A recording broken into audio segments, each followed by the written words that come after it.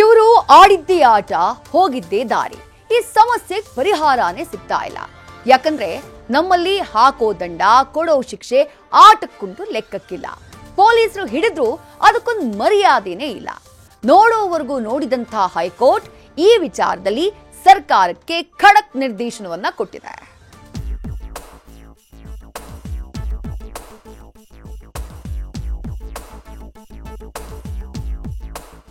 ಅಬ್ಬಬ್ಬಬ್ಬಾ, ಅದೇನ್ ದೌಲತ್ತು, ಅದೇನ್ ಧಿಮಾಕು ಅಂತೀರಾ?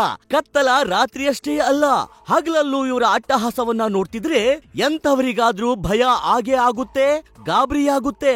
ಇದೇ ಡಿಸೈನ್ ಸ್ಟಂಟ್ಸ್ಗೆ ಪರ್ಮನೆಂಟ್ ಆಗಿ ಬ್ರೇಕ್ ಹಾಕೋಕೆ ಹೈಕೋರ್ಟ್ ಸರ್ಕಾರಕ್ಕೆ ನಿರ್ದೇಶನ ನೀಡಿದೆ.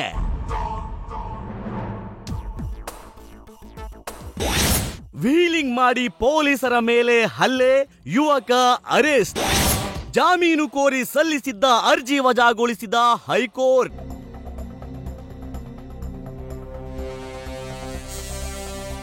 ಇದೇ ನೋಡಿ ಫ್ಲಾಶ್ ಬ್ಯಾಕ್. ಕೆಲ ದಿನಗಳ ಹಿಂದೆ ಕೊಪ್ಪಳ ಜಿಲ್ಲೆಯ ಗಂಗಾವತಿಯ ಅರ್ಬಾಜ್ ಖಾನ್ ಅನ್ನೋ ಯುವಕ ನಡು ರಸ್ತೆಯಲ್ಲಿ ವೀಲಿಂಗ್ ಮಾಡಿ ಅದನ್ನ ಪ್ರಶ್ನೆ ಮಾಡೋಕೆ ಬಂದ ಪೊಲೀಸರ ಮೇಲೆ ಹಲ್ಲೆ ನಡೆಸಿ ಬಂಧನಕ್ಕೊಳಗಾಗಿದ್ದ. ಆತ ಸಲ್ಲಿಸಿದ್ದ ಜಾಮೀನು ಅರ್ಜಿ ವಜಾಗೊಳಿಸುವಾಗಲೇ ನ್ಯಾಯಮೂರ್ತಿ ವಿ ಶ್ರೀಶಾನಂದ್ ಅವರ ಪೀಠ ಖಡಕ್ ಸೂಚನೆ ಕೊಟ್ಟಿದೆ. ಸಾವಿಗೆ ಕಾರಣ ಆಗ್ತಾ ಇರುವಂತಹ ವೀಲಿಂಗ್ ಪ್ರಕರಣಗಳು ನಾಗರಿಕರ ಆತ್ಮವಿಶ್ವಾಸವನ್ನೇ ಕುಸಿಯುವಂತಾಗಿ ಮಾಡಿಬಿಟ್ಟಿದೆ. ಇಂತಹ ಕೇಸ್ಗಳಲ್ಲಿ ಆರೋಪಿಗಳ ವಿರುದ್ಧ ಕಠಿಣ ಸೆಕ್ಷನ್ ಹಾಕಿ ಅವರಿಗೆ ಶಿಕ್ಷೆ ಆಗುವಂತೆ ಮಾಡೋದ್ರಲ್ಲಿ ತನಿಖಾ ಸಂಸ್ಥೆಗಳಿಗೂ ಕೂಡ ಸಮಸ್ಯೆ ಆಗ್ತಿದೆ. ಯಾಕಂದ್ರೆ ನಮ್ಮಲ್ಲಿ ಸದ್ಯ ಇರುವಂತಹ ಕಾನೂನು ಈ ರೀತಿ ಮಾಡುವಂತಹ ಪುಂಡರಿಗೆ ಸಾಮಾನ್ಯ ಶಿಕ್ಷೆಯನ್ನಷ್ಟೇ ನೀಡ್ತಾ ಇದೆ. ಹೀಗಾಗಿ ಕಠಿಣ ಕಾನೂನನ್ನ ಈ ಬಗ್ಗೆ ರಚಿಸೋದು ಸರ್ಕಾರದ ಜವಾಬ್ದಾರಿ. ಇಂತಹ ಕೃತ್ಯಗಳು ನಡೆಯದೇ ಇರುವಂತಹ ಹಾಗೆ ಅತ್ಯಂತ ಕಠಿಣ ಹಾಗೂ ತೀವ್ರ ಶಿಕ್ಷೆಯ ಕಾನೂನನ್ನ ರೂಪಿಸಬೇಕು. ಭಾರತೀಯ ನ್ಯಾಯ ಸಂಹಿತೆ ಮತ್ತು ಮೋಟಾರ್ ವಾಹನ ಕಾಯ್ದೆಗೆ ಸೂಕ್ತ ತಿದ್ದುಪಡಿಯನ್ನ ಸರ್ಕಾರ ತರಬೇಕು. ಕೇಳಿದ್ರಲ್ಲ ನ್ಯಾಯಮೂರ್ತಿಗಳ ಮಾತು. ಇಷ್ಟು ಮಾತ್ರ ಅಲ್ಲ, ಕೋರ್ಟ್ ವಿಚಾರಣೆಯ ವೇಳೆ ಬೇರೆ ದೇಶಗಳಲ್ಲಿರೋ ಕಠಿಣ ನಿಯಮಗಳ ಜಾರಿಯ ಆಗ್ರಹವೂ ಕೇಳಿ ಬಂದಿದೆ. ಸದ್ಯ ಮೋಟಾರ್ ವಾಹನ ಕಾಯ್ದೆಯ ಸೆಕ್ಷನ್ 184, ಸೆಕ್ಷನ್ 189 ಮತ್ತು ಭಾರತೀಯ ನ್ಯಾಯ ಸಂಹಿತೆಯ ಸೆಕ್ಷನ್ 181 ಅಡಿಯಲ್ಲಿ ಕ್ರಮ ತೆಗೆದುಕೊಳ್ಳೋಕೆ ಅವಕಾಶ ಇದೆ. ವೀಲಿಂಗ್, ರ್ಯಾಶ್ ಡ್ರೈವಿಂಗ್, ನಿರ್ಲಕ್ಷ್ಯದ ವಾಹನ ಚಾಲನೆಯ ವಿರುದ್ಧ ಕೇಸ್ ದಾಖಲು ಮಾಡಬಹುದು. ಆದ್ರೆ ಈ ಎಲ್ಲಾ ಸೆಕ್ಷನ್ಗಳು ಕೂಡ ಜಾಮೀನು ಸಿಗುವಂತಹ ಸೆಕ್ಷನ್ಗಳು. ಇದರಿಂದ ಯಾವುದೇ ಪ್ರಯೋಜನ ಆಗ್ತಿಲ್ಲ.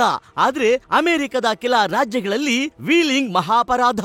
ಅಲ್ಲಿರೋ ಕಠಿಣ ಕಾನೂನಿನ ಪ್ರಕಾರ ಅತ್ಯಂತ ದುಬಾರಿ ದಂಡ ವಿಧಿಸಲಾಗುತ್ತೆ, ಲೈಸೆನ್ಸ್ ರದ್ದು ಮಾಡಲಾಗುತ್ತೆ, ವೆಹಿಕಲ್ ಅನ್ನ ಸೀದಾ ಸೀಜ್ ಮಾಡಲಾಗುತ್ತೆ. ವೀಲಿಂಗ್ ವಿರುದ್ಧ ನಮ್ಮ ಕಾನೂನು ಇಷ್ಟು ವೀಕ್ ಆಗಿರೋ ಕಾರಣಕ್ಕಾಗಿಯೇ ಹೈಕೋರ್ಟ್ ಸ್ಪಷ್ಟ ನಿರ್ದೇಶನ ನೀಡಿರೋದು. ತಪ್ಪಿಗೆ ಅತ್ಯಂತ ಕಠಿಣ ಶಿಕ್ಷೆ ನೀಡಿದಾಗ್ಲೇ ತಪ್ಪು ಮಾಡೋಕು ಮುನ್ನ ಜನ ಯೋಚನೆ ಮಾಡೋದು. ನ್ಯಾಯಮೂರ್ತಿಗಳ ನಿರ್ದೇಶನದಂತೆ ಸರ್ಕಾರ ಕಾನೂನು ಬದಲಾವಣೆಗೆ ಮುಂದಾಗಬೇಕಿದೆ. News first bureau.